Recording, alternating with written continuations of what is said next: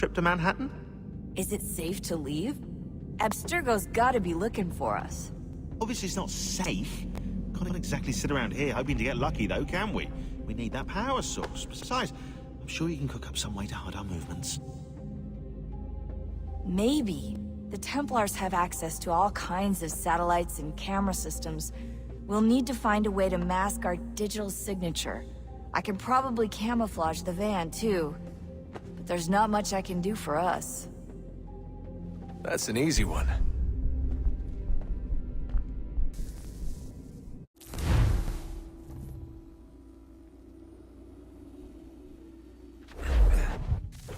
Local utility companies have assured the public that they're completely prepared for the upcoming solar maximum.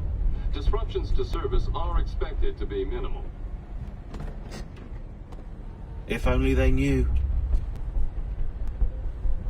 What's this? A remote-operated camera. It'll provide us with a feed while you're on mission. This will let us talk to each other. We're almost there, so listen up. The artifact is in an office penthouse in Lower Manhattan. At this time of night, direct infiltration is going to get you noticed. I think we're better off having you drop in from above. What do you mean, above?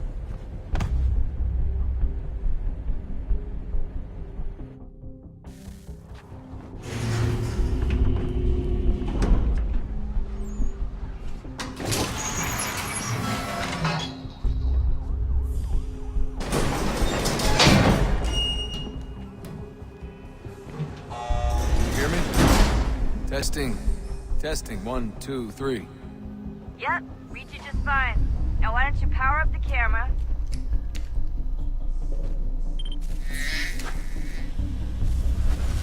I've got pictures. Running diagnostics. Perfect. I've got a nice, strong signal. Just a heads up. There's no elevator access from here on out. You'll have to get up there the old-fashioned way.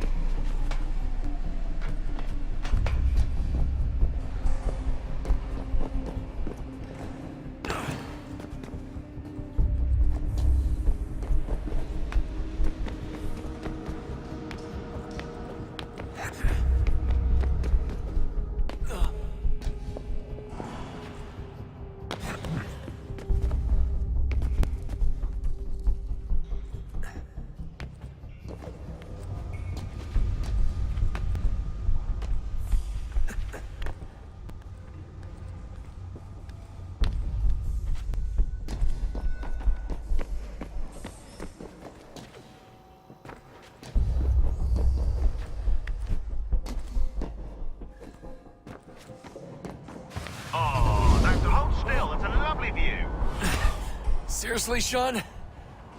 Fuck you.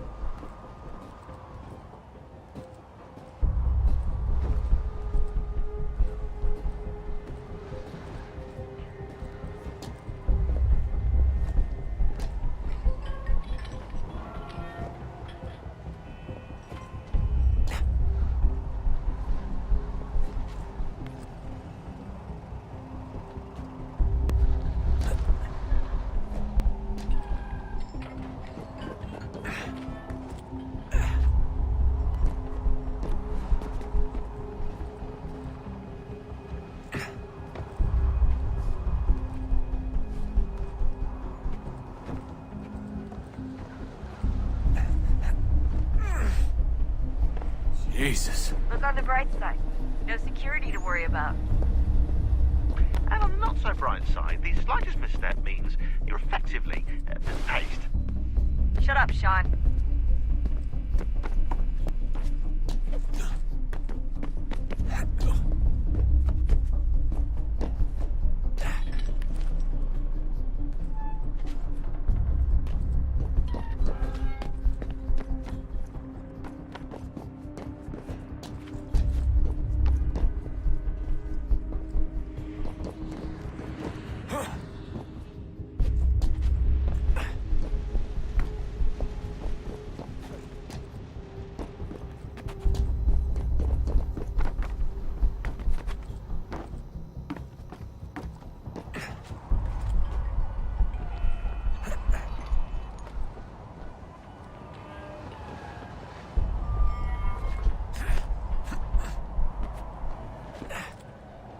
Almost there, Desmond. Once you reach the top of the lit-up crane, you should be high enough to make the jump. Should? It'll be fine, don't worry. Well, you might want to worry a little. I'm pretty sure she was high when she was running the numbers. Sean! A joke. It was a joke. Or was it?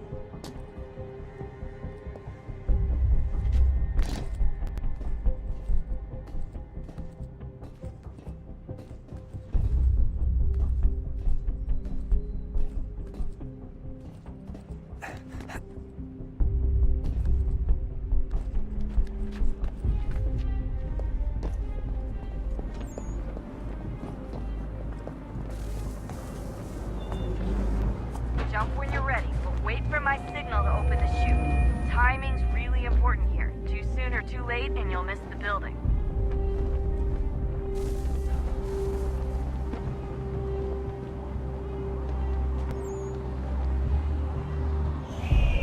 Now, open your chute.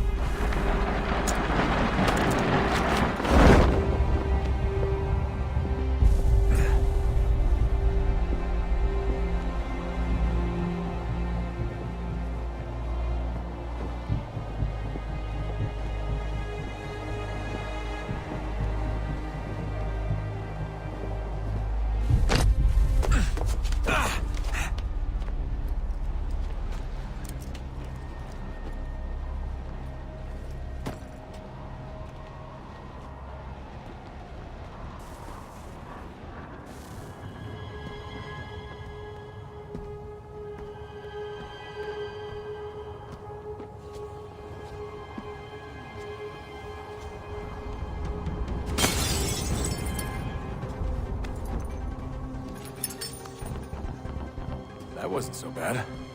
So, you must be Desmond. Not exactly what I expected, but I guess your kind doesn't have many options these days. Who are you? Ask your father. Now give me that. I don't think so. Look, I'm not supposed to kill you, but the boss man didn't say anything about fucking you up. So you count up. Oh!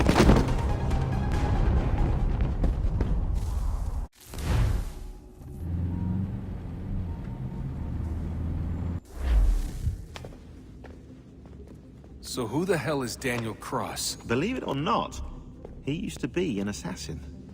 The assassin, the way I've heard it told, but it turned out he was a sleeper agent for Abstergo, programmed to infiltrate and destroy the organization. How did he know you were there? We could be compromised. They must have caught me snooping inside their network and sent Cross to see what we were after. If they were aware of our current location, we'd know. Though, I will say this. Doesn't bode very well for future expeditions. I've set up some cameras topside. If anyone shows up, we'll see it. I'd suggest you go see about finding a socket for that power source. Or we can return to Connor if you prefer. All the artifacts in the world won't mean a thing without the key.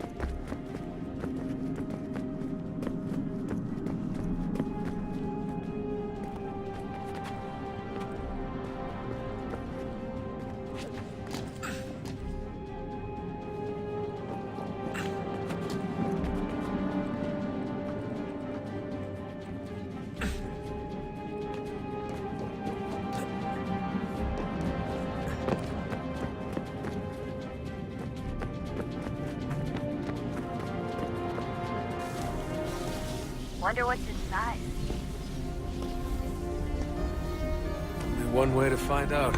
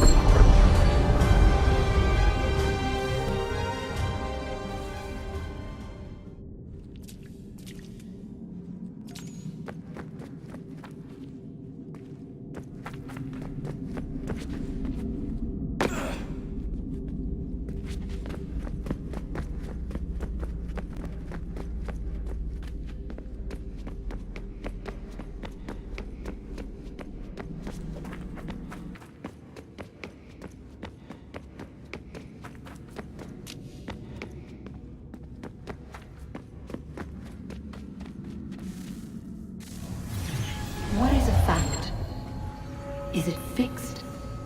Immutable? Certain in its existence and only awaiting discovery? Or might it be changed?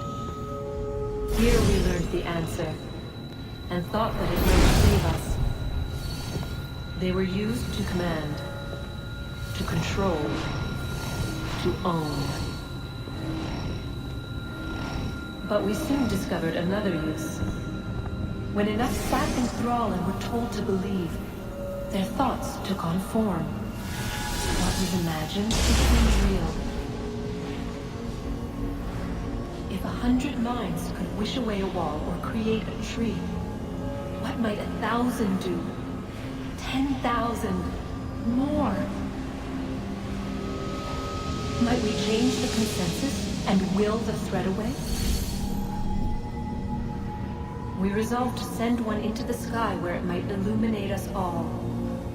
Once placed, a sentence would be uttered. Make us safe. In this way, we would change the consensus. We would save the world. But it never came to be. We sent a dozen of them skyward, but there was no way to maintain control, to direct the beam, to enthrall the world, to speak the words. Though this was strange and dangerous, what we tried next was worse.